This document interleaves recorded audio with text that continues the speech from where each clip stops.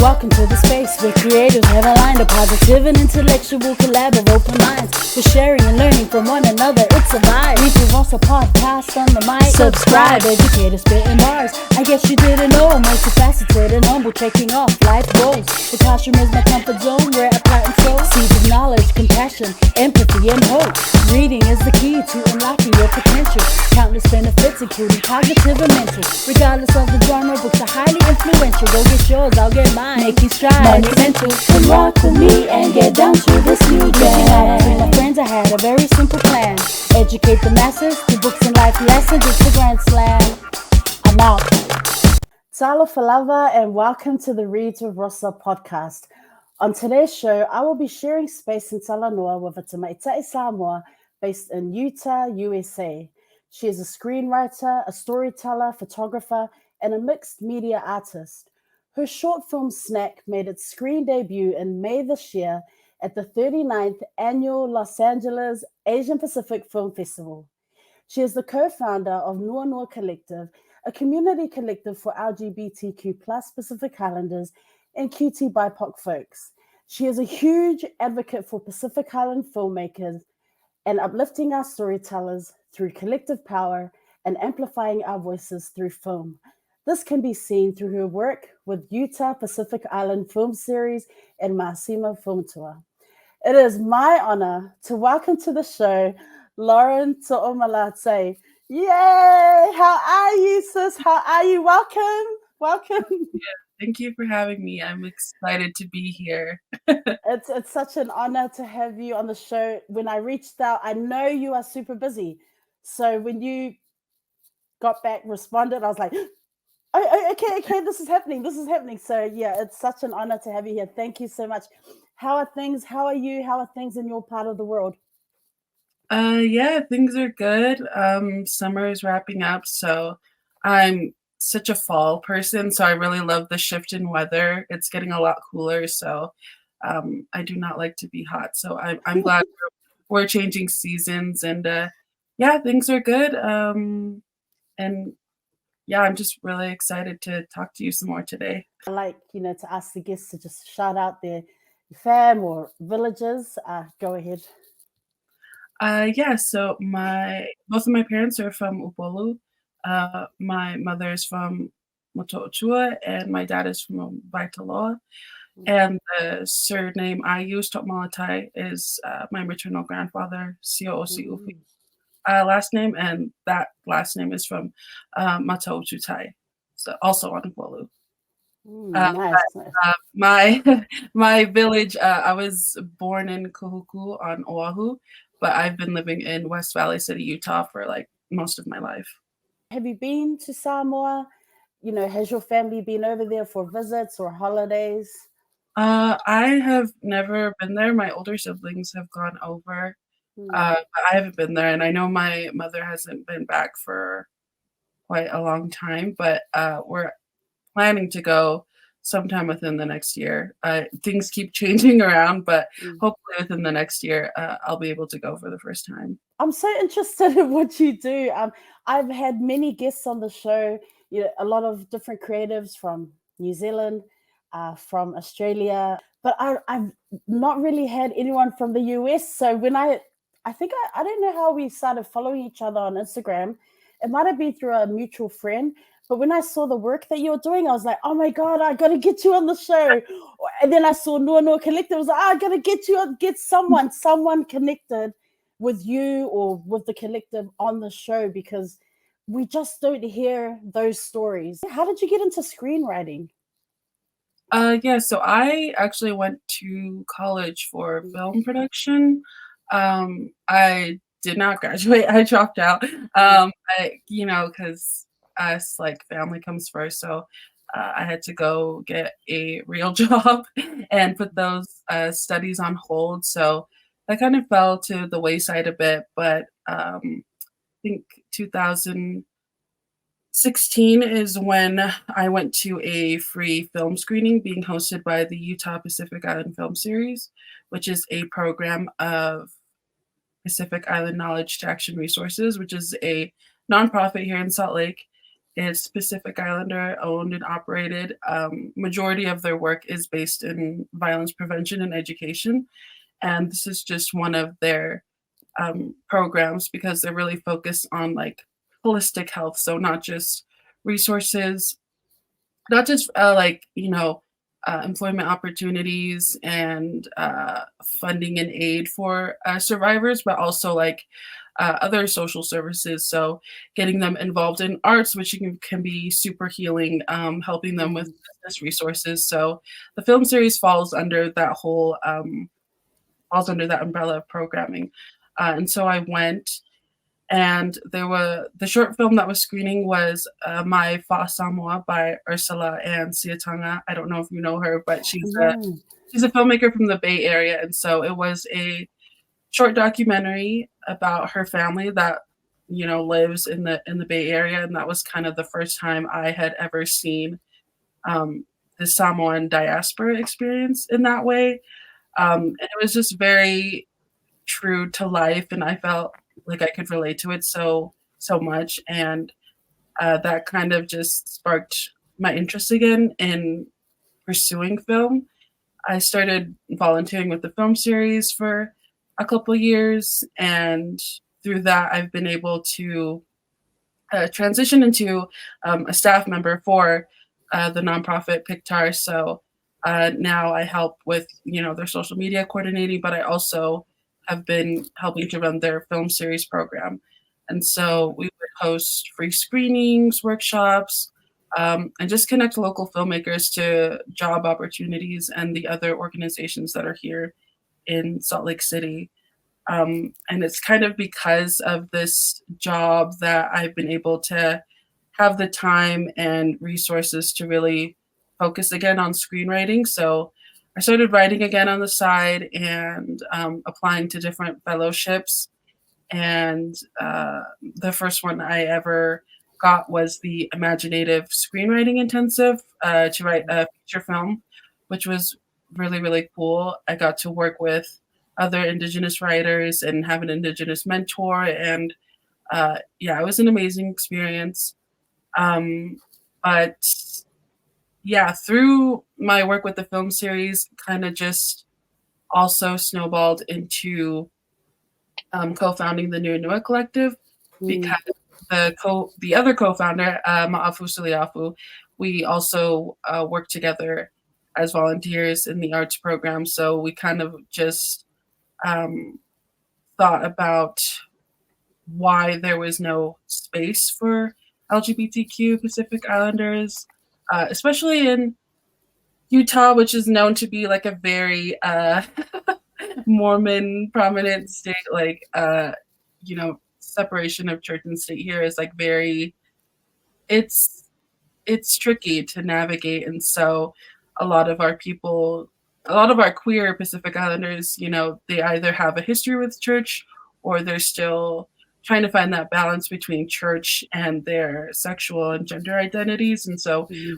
wanted to create a space where they could just be amongst their peers and really speak openly about their experiences. And it's just like a space that's never existed before for us. So that I could do that with, my friend, and also bring a lot of other people into the fold who also really, really needed that space has been like such a huge, it's just been amazing. You mentioned the diaspora experience. What has the diaspora experience been for you growing up there in Utah? Yeah, it's been interesting. So before we moved to Utah, we were in Hawaii, which is like, there's a lot of islanders there as well. And the community is like very small, close knit. Everybody knows everyone. And it's like that to a degree here as well. I think I've had the privilege of like never being the only Pacific Islander kid in like a classroom. There's always like one or two of us. And so, I've always grown up with that tether to the community. There was just always Pacific Islanders, which is different because if you go like 20, 30 minutes north or south of here, like there's no like you could be the only Pacific Islander. So it's really been it is a privilege to have grown up in that environment where I didn't feel like I was alone or alienated from my culture. Mm. Um, Especially here on the west side, there's a lot of Pacific Islanders here. Um, and yeah, and my parents, they spoke Samoan in the home. We do not speak it, but I've always been around the language.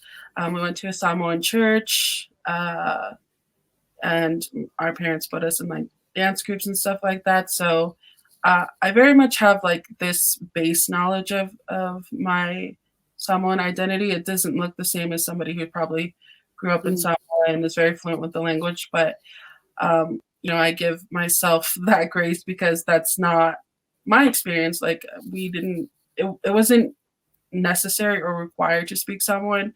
And so I think like many of our parents who immigrate here, it's not, it's not a priority. Like survival Mm. becomes a priority here, especially in America.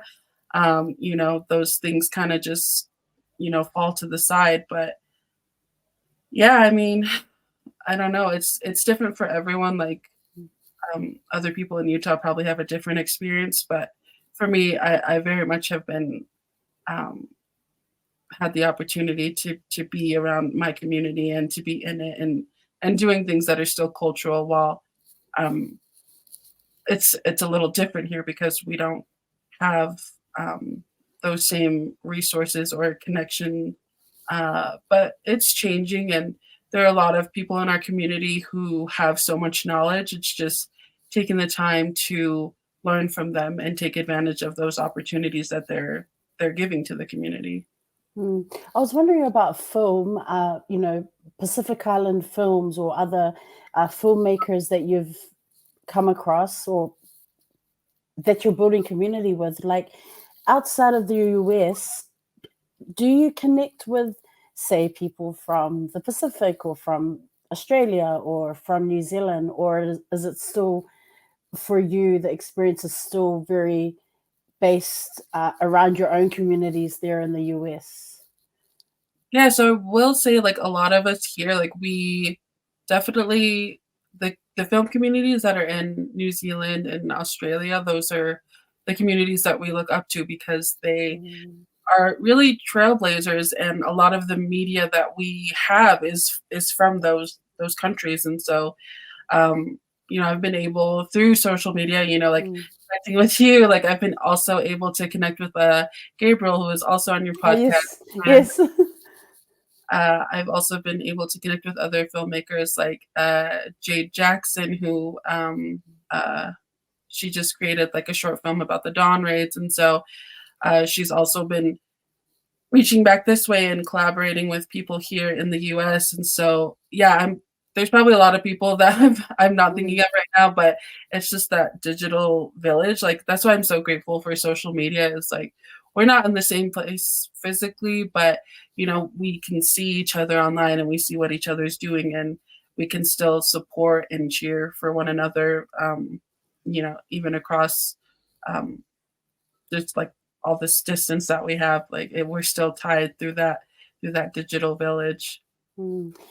In terms of your writing, I've had other creatives come on the show and talk about the importance of reading as a writer. So I was wondering if that is the same experience for you, or perhaps did you struggle with reading? Like, do the two go hand in hand, or? Yeah. So I love to read. Like I've always loved to read. I would my mom likes to tell the stories like I used to get in trouble for reading because I would stay up so late and I would like leave my bedroom light on, and she'd be like, "It's time to go to sleep, girl. It's like midnight, turn your light off." And then I would just like go in my closet, flip the light on and like shut the door and hope she didn't come back. But like no, I always got caught for like staying up late and reading. So I've always loved reading, and I really think it's important to just read the work of others, even if it's not screenplays, like, reading other novels or poetry or, memoirs. Like there's so much you can learn from other people's words. Like it really does just improve your work as a writer to see how other people interpret life and those different themes. But also, yeah, not just reading, but also listening to music, I think is super important as well. That's just another form of storytelling. Mm. And watching films, of course, also helps me as a writer as well. Uh, yeah, and I always encourage people, like, you don't have to sit there and watch movies all day. You don't have to sit there and watch screenplays all day. Like, just go outside and living life is very beneficial because, the more life you live, that's more experience for you to pull from and put into your writing. So yeah, I definitely encourage people to like read other things and then, just have more experiences like with different forms of media is just it's super important. Mm. Who are some writers or filmmakers that you kind of like look up to? Yeah, I I like a lot of old white men. Like honestly, like a lot of like the film industry is super white male dominated, but a lot of my favorite filmmakers are old white men, sadly. Uh, but yeah, I really love Robert Altman. I love his work as a screenwriter and a filmmaker. I really love his ensemble work, and you can really see how he's influenced a lot of the filmmakers today. Um, I really more recent filmmakers, like I love Jordan Peele and what he's done with like Yes. horror and stuff. I mean, Nope is like one of I really really love Nope, and so that's like one of my favorite movies now. I really enjoy Ang Lee. Most people know him for Oh. Brokeback Mountain, but he Mm, also mm. has this. I think it's called the Father trilogy. I don't know. It's like 3 films that he directed that are about fatherhood and the relationship between people. I think it's really one of my favorite films is Eat, Drink, Man, Woman, which is so good. I recommend that for anyone. But yeah, I really love storytellers who just speak and write from their point of view. Okay, so I was wondering about your own style of writing. Like, how would you describe the writing that you do, the stories that you tell? Yeah, so most of my stories, like I very much pull from my personal experience. A lot of my stories, there's like always an element like I love other Pacifica women. Like a lot of my stories are led by women and focusing on their stories. I don't think we have enough films really that really show our women in like all of their nuance and what it means to be a woman because it's so different from our experiences as Pacific Islander women, like even amongst ourselves, like vary so greatly. And so a lot of my stories are like that, just yeah, just giving our women that space to be, mothers, but also be like super messy and complicated. Like I don't think we have a lot of stories like that. And then also working in my I have 4 sisters, and so a Mm. lot of my stories as well revolve around sisterhood and the relationships between sisters. And so yeah, a lot of my writing is definitely pulled from my own experience. Mm. Have you ever watched a movie and thought, I could see a Pacific Island cast doing their version? Like, have you ever been sitting there watching, go, oh, I could see this person, I could see that person in that role, or our people in those roles? I think that a lot of times, like, oh, we could definitely do that. I forget what movie I was watching. Oh my gosh. It was like I'll think of the title later, but it was like a black ensemble film. It was a horror movie, but it was funny, and I was just thinking, why don't we have a horror movie for Pacific Islanders that is also like infused with comedy? Because I think that would just be so funny just to see how our people would react in like a situation, like a slasher movie or something like that. I think our reactions would be so funny. So yeah, I'm always like for me, it's just like, yes, we need more Pacifica horror and romance and science fiction. Like we need all of that. Mm. You know, you were. I want to just before we talk about your film, I want to talk about visual communications and with a camera fellowship. Um, it was a. It was you were one of 6 fellows. It was an all Pacifica cohort. Um, Man, what was that experience like? Like, what were the big takeaways, or what were the big surprises for you? Just being in that space. Yeah, so the fellowship was a year long. And so Visual Communications is a organization that's located in Little Tokyo in California. And a lot of their work is focused on AAPI stories. They do a lot of archival work. So they have a lot of um, older films and footage. They have a documentary about a Samoan organization. I don't know if you've seen it. Atasi, I think that's what it's Oh, called. no, no. So it's really cool to see footage of like our people in the Bay Area in like the 70s and 80s doing the kind of work that we're still doing now, a lot of advocacy. And so yeah, they have a lot of really cool programs, and one of them is Armed with a Camera, which focuses on the next generation of Asian Pacific Islander filmmakers.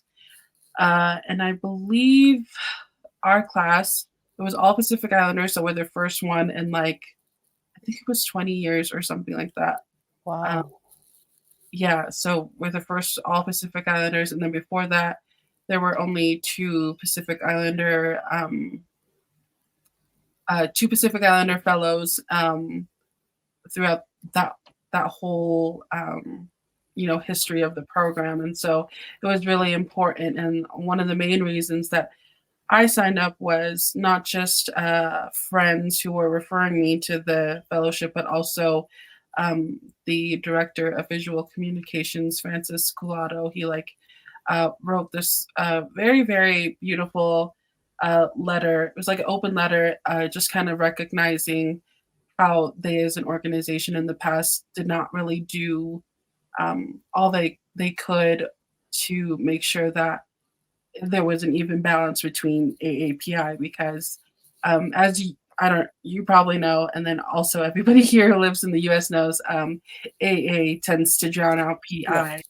So yeah, it was just nice to see them acknowledging that and also making this past fellowship intentionally all Pacifica. So it was myself and then 5 other filmmakers who created our own short films, and they really gave us, free reign to create whatever we wanted to, but also gave us like a framework.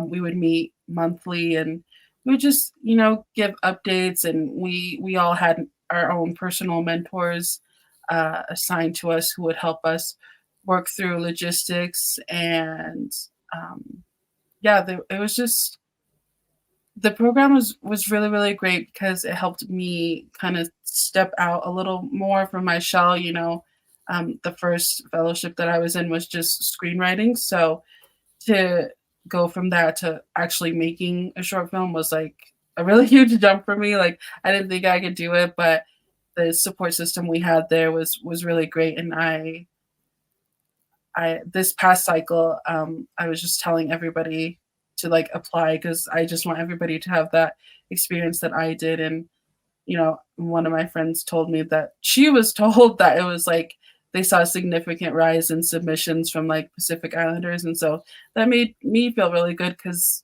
they saw the type of experience that we had, and they saw that it was positive, and we really grew very close as a group as well. So you know even though the fellowship is over, like we have like our own WhatsApp group, and we still check in monthly. So yeah, I wish that for everybody to have their own little village that they can reach back into for support, and just to talk and see, what are you doing? Like How can we help? What are you working on? You know, how do we just keep moving forward and taking this Mm. momentum and really uh, kind of like stretching it out and building longevity with each other. So yeah. Mm. I was wondering about the whole because yes, you are a writer. Do you Are you interested in the acting part as well, or is it more behind the camera, the writing piece, the directing, the producing? Like what parts of the whole? Because it's not. Of course, you've got the story, but then there are so many other elements. So, what other things excite you other than the screenplays and putting the story together? Yeah, so making this short film was like really like a crash course for me because I really got to see what it took to make a short film. Like I had no background knowledge, like I just didn't make it to that point in my schooling. And so for me, I'm very much like, yes, I am a writer. I Mm. that's like where I'm supposed to be at. But yeah, I'm also interested. I thought looking at producing is uh, just my experience with community organizing, like producing is like falls right in line with that, like just the planning and scheduling stuff. Like I really love that. So I think that would fall in line with the skill set that I, kind of already have. And there was a conversation I had a few years ago with the Samoan filmmaker Sima Murale. Oh. She was talking about like, we're Samoan, like we know how to do like fa'alawalas and stuff. Like, so you already know how to make a film. It's just a matter of putting things where they go. And so I was like, yeah, I can definitely see myself doing that. But like that's I think anybody could do that. It's just having the right support system and feeling like you're able to do all that you can because it's just most of it comes down to money. Like there people just don't have the money to support Mm. these, you know, these projects that they have in mind. But, where there's a will, there's a way. And I think if you just keep chipping away, you might not make that really big film that you want right now, but just collaborating with your peers and building up and making sure that you're ready for that opportunity when it comes, like that's so super important. But acting, no, I love to be behind the camera. But that was one of my favorite parts of the process was the casting. We have so much talent in our community, and so I just love to see our people on screen. Like that's all I kept thinking when I was on set and watching the actors on the little monitor. I was like, "Oh my god, we are so beautiful." I just Oh, want to see more beautiful brown faces on screen. That's what I want to see. that's cool. So before you drop more gems, I want to just quickly cut in and go. Tell us about Snack. Tell us about your short film. As mentioned earlier, fam, debuted at the 39th annual Los Angeles Asian Pacific Film Festival in May this year. I'm assuming it was in conjunction with AAPI month. Congratulations on that. That is amazing, Lauren. Congratulations. Tell us about this short film Snack. Yeah. Yeah, so this script I've been working on for a while. I wrote it back in 2016 after my grandfather passed. So the film is about a young Samoan woman, and she's obviously having a snack with her grandmother. They're having koko Samoa and pankeke. The So best, the best. so it was just kind of like a love letter to my grandmother and also in honor of my grandfather. Just those evenings I spent with her after his passing. We didn't really talk much about our feelings or the grief, but that's another way to communicate is through making food and feeding each other. And so that's how I think we really had the opportunity to sit in our grief is just we those evenings are just so special to me when I think about that period after my grandfather passed and the time I got to spend with my grandmother, because I I was like, I grew up with my grandparents, like, I was attached at the hip to them. I spent a lot of time with them in my childhood, going back and forth between Utah and Hawaii. So it was a very, very, personal and special film to make, and I had actually shared the screenplay, like, I think 2 years ago, like, it was the first time I ever put my writing online too, so I was really nervous, but I was like, "There's there's nothing for me to lose. I just wanna share the story and hopefully other people will resonate." So it was really, really nice after my film premiered and my some of my friends saw it, they're like, "I remember when you shared the screenplay." So it's so wild now to see, this finished film, and it just made me it was just really affirming because it's just so damn hard to make a film, so, that I got to make one from a story that had been carrying with me for a couple of years was really nice. Mm. You mentioned, sitting behind that monitor and looking through and going, wow, we look at our beautiful people doing their thing. How did you go about getting crew and getting that support? Was it word of mouth? Did you put a call out? Was it through social media? How does one go about doing that? Yeah, so I sent out a call through social media. It was open casting call, and so we had, some of our actors came from, New York, so, one of our actors, Johnny Valance, he came all the way from New York. Luckily, he had family that was already here in Utah, so it was like it lined up with the visit that he was having, but he's primarily in NYC, and he's a working actor, and then, we had some local talent here that I had worked with before.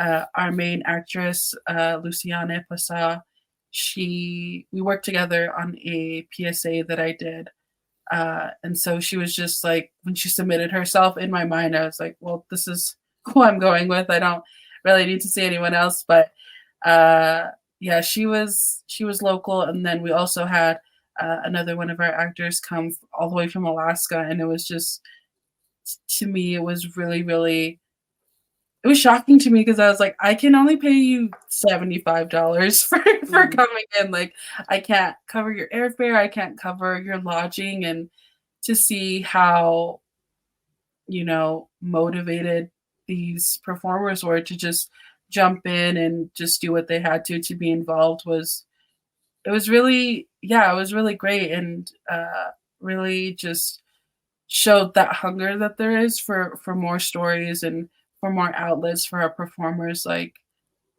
yeah, it was just great to have so many people so interested in being part of the project, on the acting end, and then for my crew, I really just was scrolling through Instagram. I was trying to look for people who are local to here, so I was, like, looking through, like, SLC cinematographer or something like that, and that's how I found my, DP, director of photography, and she came with her own crew, which was lucky for me because I was like, "I don't understand, like, who brings what goes where?"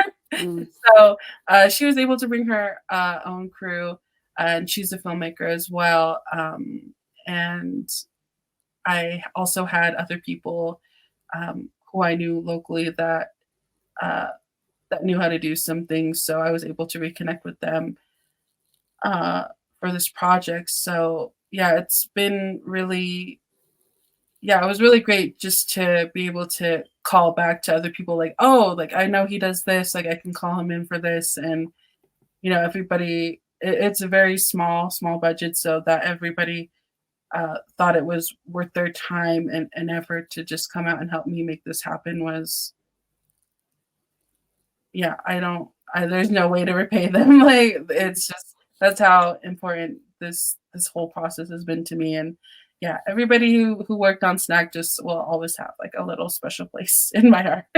That is so dope. That is really cool. I was wondering, for those of us outside of the US, can people pay to watch it online? Is it available online? Uh, what's that situation? Yeah, how would one go about wanting if they wanted to watch? Yeah, so it is my film along with the other films in the fellowship are currently going through like the festival circuit. So they're still submitting our films for different festivals that would, you know, uh, most of them are like AAPI, Pacific Islander festivals. So just they're still making their way through that process. So I will share like when we have upcoming screenings. Some of them will be online, so hopefully people can access it through that platform online. I'm not too sure, but uh, as far as after the festival circuit, like I'm just gonna put it online. I'm just gonna put it online for people to watch. I mean, for me, accessibility is so super important. So I I understand getting paid for your work is also important, but I'm like, there's no reason for me to make the people I made this for pay to see it. So I'm just gonna put it online later. We will look out for that, and we will put it on blast when that happens. I'm excited. Do you have a dream film festival that you would hope, one day I'm going to have a film screening there? Do you think about those things, or not really? Well, like it would be nice, maybe not this film, but I think there are so many festivals that would be really cool. So, I mean, since I'm in Utah, like being at Sundance would be really cool. Um, Oh. sometime in the future. But I, yeah, I just for me, it's just I just want to get to a point where I can actually make another film, and then like Mm-hmm. think about festivals later. Like for me, I'm just wherever people want to show it, that's fine with me.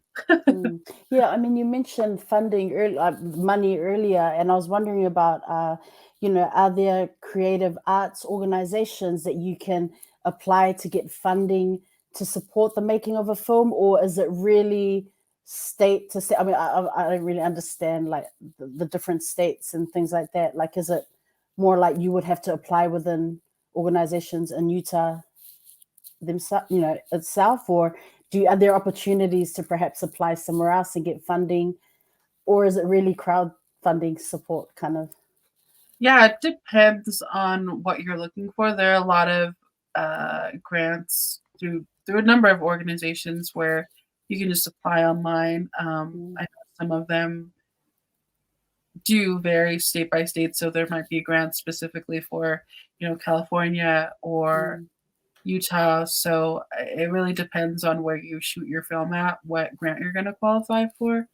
But I know there are also a lot of different grants just for like filmmakers, so that will support upcoming filmmakers or LGBTQ filmmakers.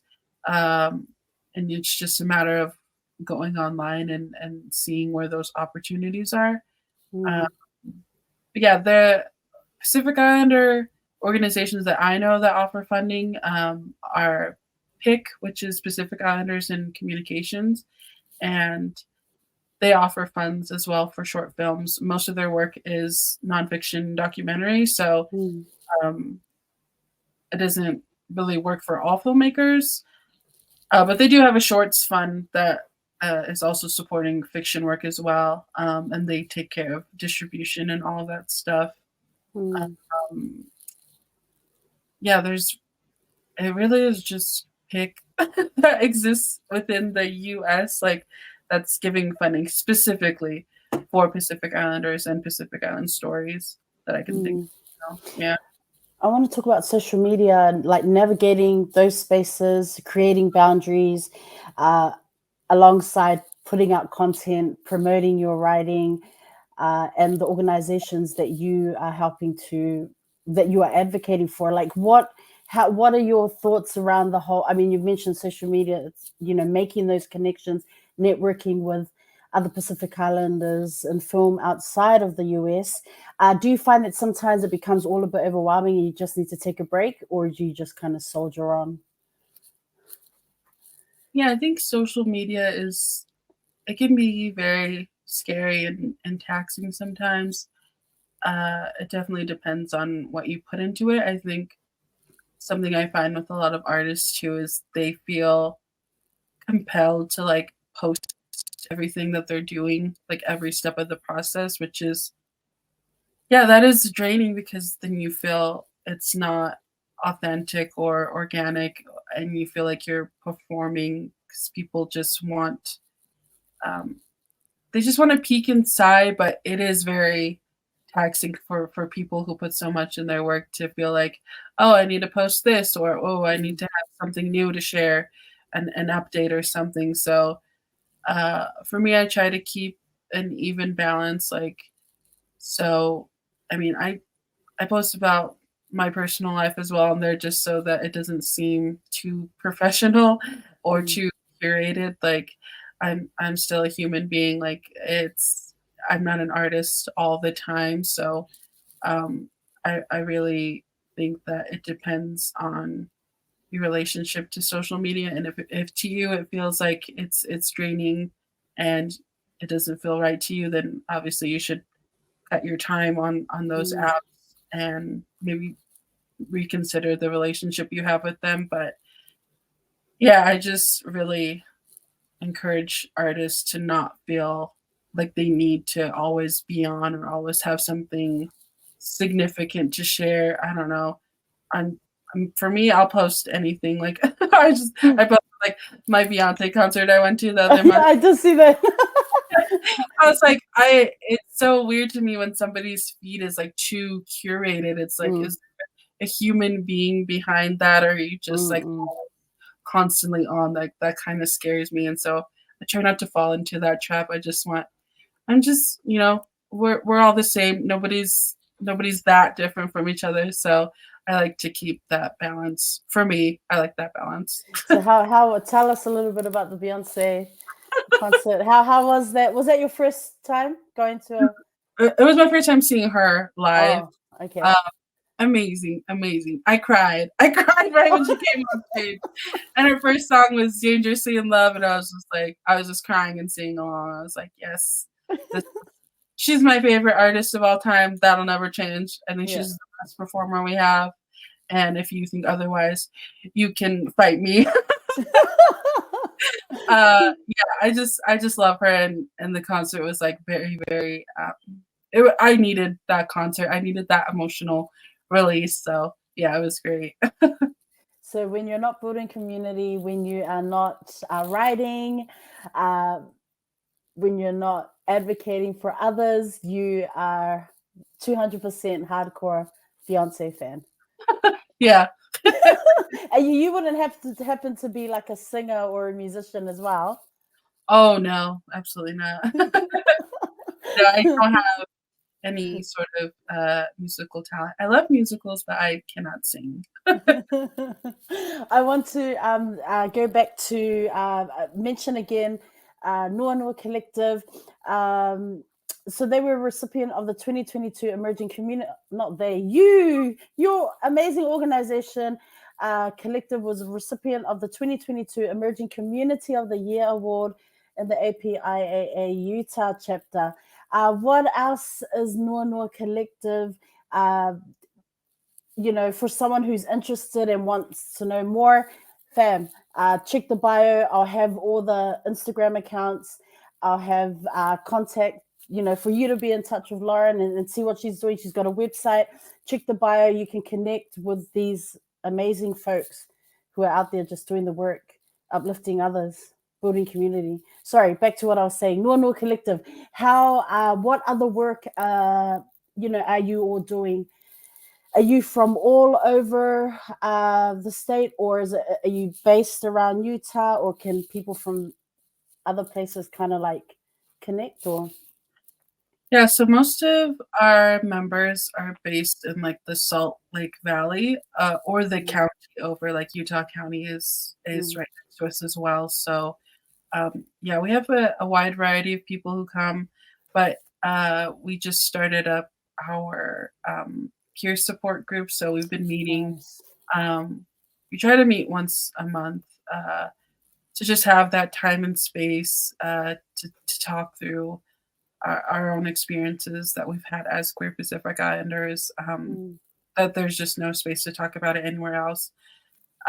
So we've started that, and I believe we're going to open that up virtually. It's just like a matter of capacity. Like I don't know. I've been in virtual meetings before where they just like have the camera pointed at the room, and I'm not even there. I'm just watching them have their meetings. Yeah, it's just figuring out logistics and how to make sure it's like a good experience for people who tune in that way. But yeah, we also have our Oceania Out Loud events, which I think we've switched to quarterly, and those are kind of just community celebrations. So we have performers and people come out and celebrate with us. And yeah, our programming is still building itself up. We've done so much throughout this last year or so because myself and our other co-founder kind of took a step back and we're like, okay, we need somebody to actually spearhead the collective. So we have Jakey Ciolo, who's the director now, and a lot of the things that we've been able to do throughout this past year is because he's been in that role and he's been able to guide us. So I'm probably forgetting so many things right now, but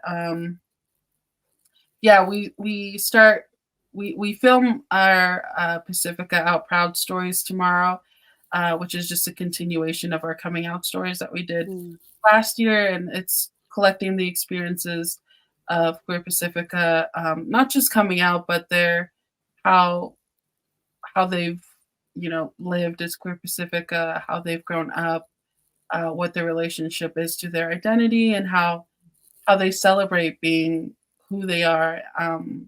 I think it's just so important to capture these stories, and nobody's going to do it for us but ourselves. So I always love when we're able to get together and actually document the things that we're doing, because it's important to have these records, because there are people in other parts of the world who don't have a collective like this. And so if we can also just push that image out there, just be like, you're not alone. There's this organization here. If you feel alone, you can always reach out to us, or just see what we're doing and know that you are there's nothing wrong with you. There are other people out there just like you.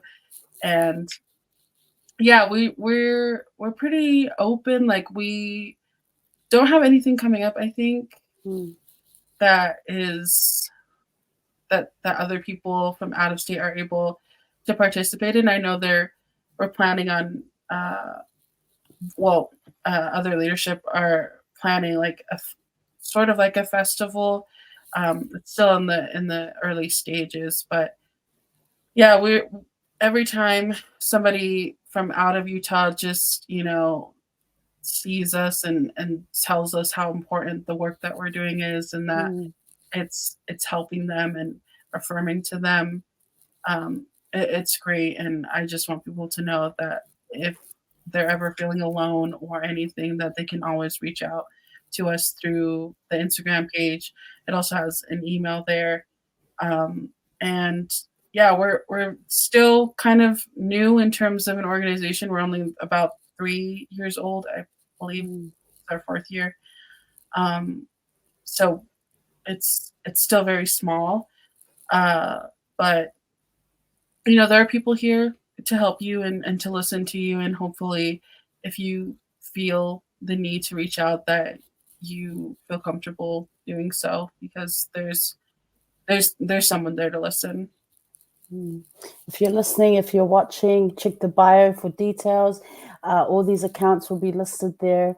Get amongst it, connect, and yeah, if you do need to reach out to speak to someone who is not in your own community, or you want to be part of a community or collective, check out Nuanua Collective online on Instagram.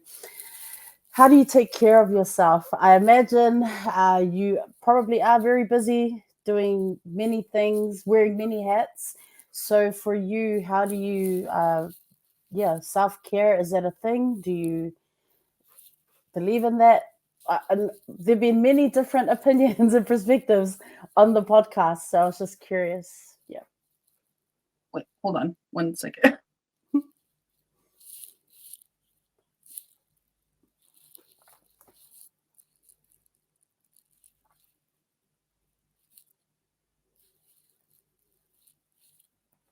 Sorry, I had to take a drink. It's oh my god. Honestly, we can please just if you need to get tea, coffee, anything like that, please pause. Okay. Just do what you gotta do, sis. Honest. Self-care. I mean, I try to unplug as often as I can. I've gotten really good this past year or so at saying no. Because if you're in a community space, you're always used to be like, yes, I can do this. Yes, I can do that. So building up my comfortability level with saying no, because I always feel guilty when I say no to things, but I think it's important to set those boundaries. You can't be everything everywhere all at once. Mm.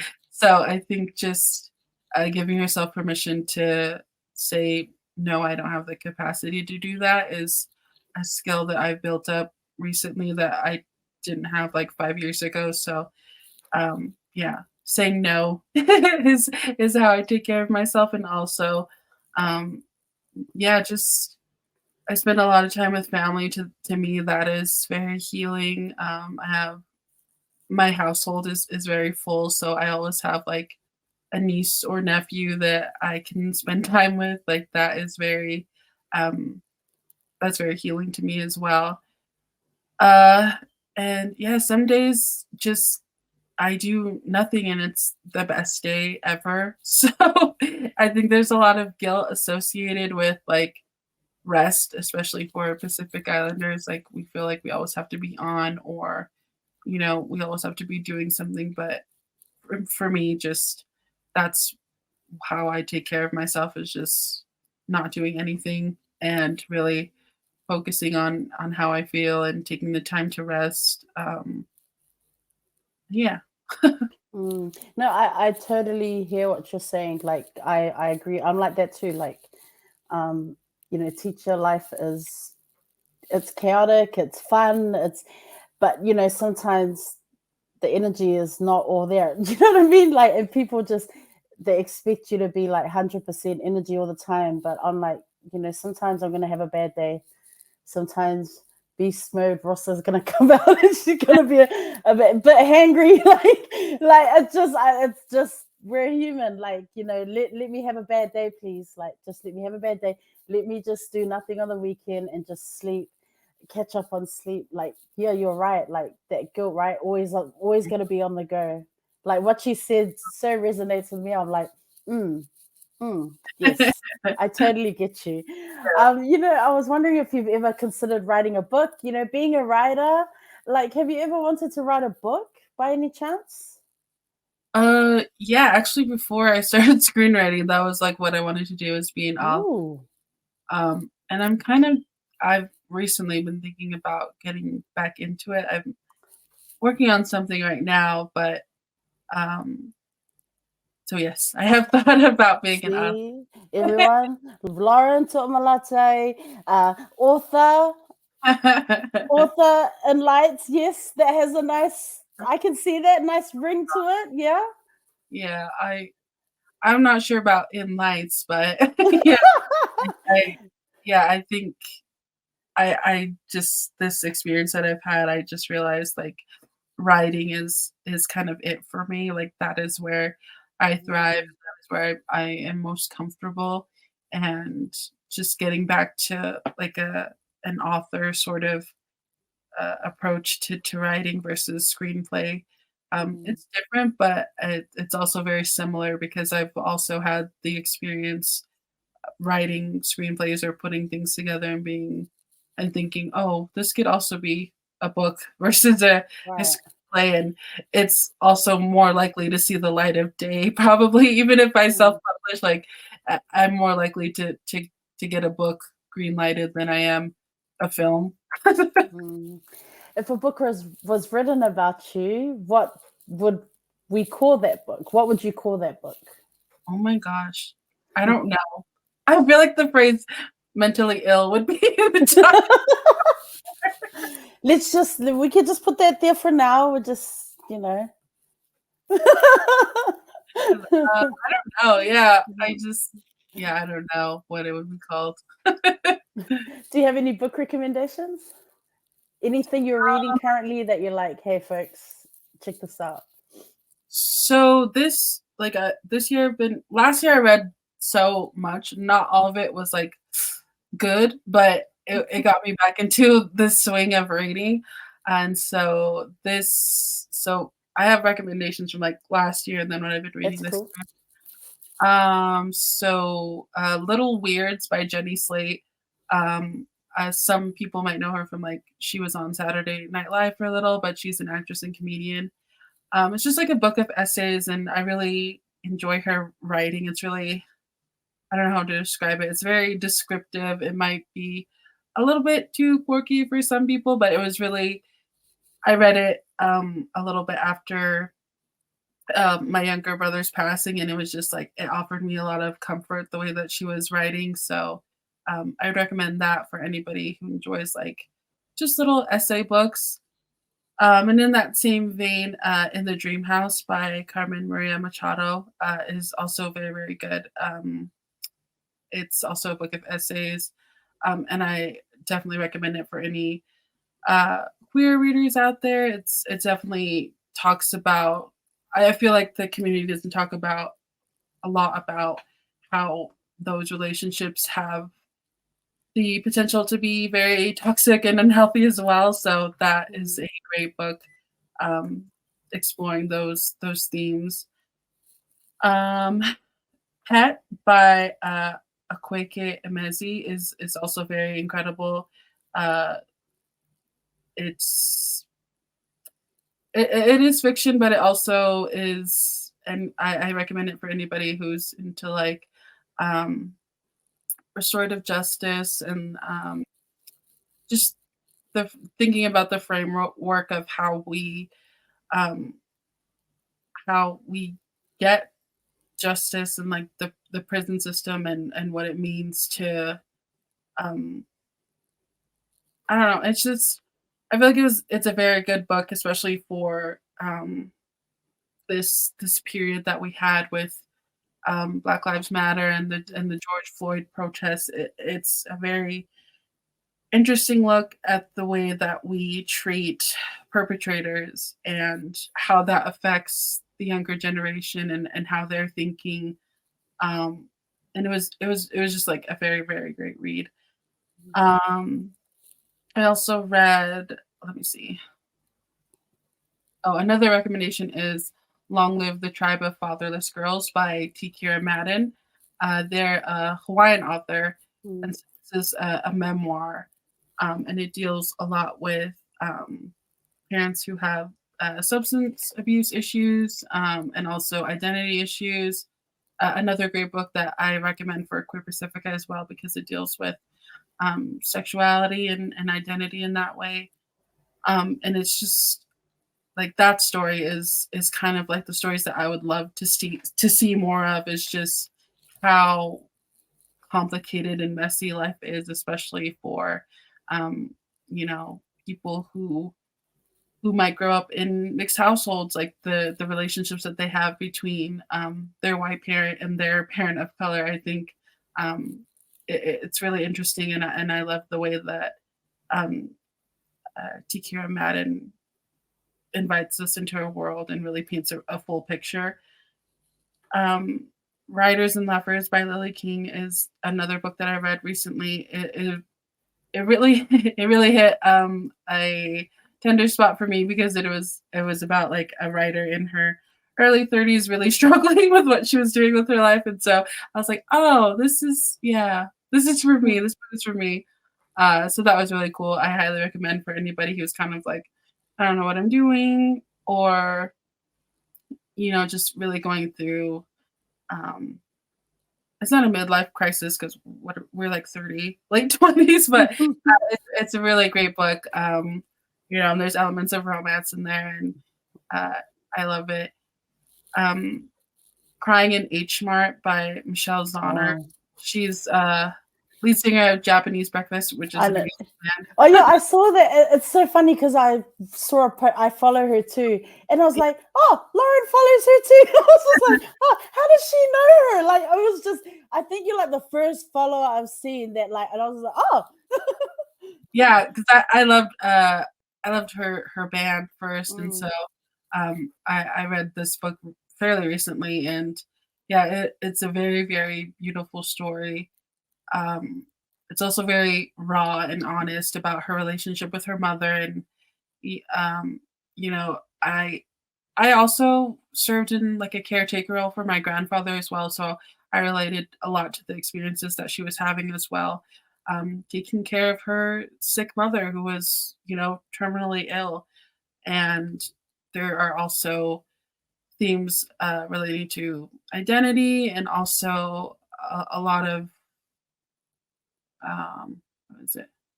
Oh, it also incorporates food in a very interesting way that I think would also speak to a lot of Pacific Islanders as well. Um, for her mother was a little bit emotionally, um, the relationship was not the best, but they had a great relationship when it came to food, preparing food, sharing food, and so I think a lot of people would relate to that as well. Uh, yeah, I think yeah, those are my recent book recommendations. Those are cool. For anyone who's watching, you'll see these recommendations on the book banner. You can click, go to my page, and Lauren's book recommendations will be the book poster for the week. So check it out. Connect. I mean, those are some great recommendations. I'm definitely going, oh yeah, I need to read that. I'm curious about this book. So thank you so much, Lauren, for those recommendations. I was wondering, do you have any advice for other writers or up and coming writers who perhaps want to get into film, get into screenwriting, based on your experiences thus far, because you're still going? What advice would you give for someone who is wanting to move into that area? Yeah, I mean, I still consider myself a little on the fringes, so I don't know how much I can offer, but I think just uh, building a network. It doesn't have to be super big. It can be like 2 to 3 people, um, of people who you trust to read your work. I think that's an element that a lot of writers are missing is just um, feeling comfortable enough to open themselves up to honest feedback and criticism. I think it's really important to step out of your own head and see your story from another point of view. And so definitely make sure it's people whose opinions you trust and value, um, just as a sounding board to see if the direction you're going in makes sense, if it's good, um, if it's able to um, really speak to the message that you want to get across. So yeah, that was something really important for me was just to have peers who I could rely on to give me very honest feedback on what I was working on. Uh, I would also recommend what would I recommend? um, oh, I would also recommend just outside of that being very confident in your voice. Obviously, what you have to say, nobody else has to say. So just work really hard on what it is that you want to convey through your stories or your scripts. Um, it's very easy, especially in this space in this industry, to be swayed to change your things to fit the tastes and um, of other people. But I think you should just really know who you are as a writer and what you want to say, and also be very flexible at the same time, especially if you're wanting to make a film. Sometimes things aren't going to go exactly the way you imagined. Sometimes you'll have to leave a story and pick up something else and go in a different direction, but just stay very open to the opportunities that are out there, and make sure you're ready for them. So just working on your writing and making sure it's the best it can be. And I think something I learned as well is if you're going into screenwriting, just having those scripts ready. So if you're looking to make narrative films, make sure you have a full script, a full narrative script ready to go. Um, if you're going into television, make sure you have a full television script ready to go.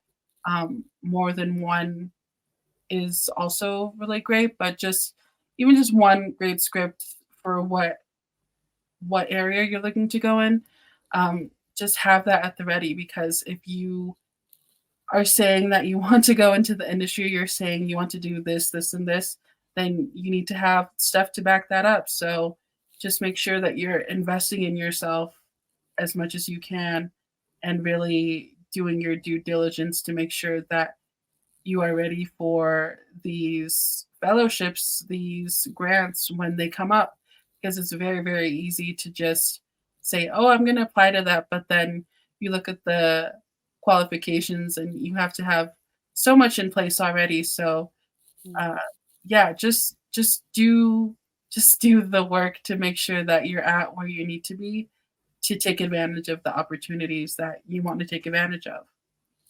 Okay, so before we, come to a close and say our farewells, I first and foremost just again thank you so much, Lauren, for sharing space, for the valuable advice. Thank you for sharing your experiences.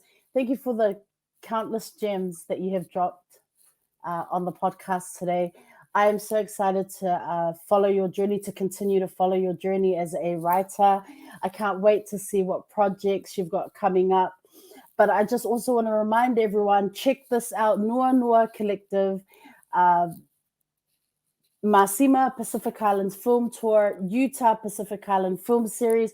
Fam, there are so many people out there doing the work, building community, amplifying the voices of Pacific Islanders in film and on the screen, amplifying the work of LGBTQ plus Pacific Islanders and QTBIPOC folks. Get amongst the fam, support in any way that you can. Even if it's just a follow on the social media accounts, that goes a long way. And I'll just hand it over to you just to drop some final words of wisdom, just to close off the show. And yeah. Oh my gosh. I don't know any final words, but yes, please feel free to reach out to me online if you have any questions or anything. I'm not like a super, what is it? I don't claim to know everything. I don't claim that what I know is like the correct thing, but I'm here as a resource if you want to reach out. And I'm also like very, very open to collaborating with anyone, especially if you're here in Utah. Would love to just keep building up communities. So just feel free to contact me if you want to connect. I'm here and I'm open, and yeah, I love being parts of these conversations. So thank you again, Rosa, for having me. And yeah, for community, I always have time to talanoa. So just hit me up. I'm here, not there, but like in a general sense, like I'm around.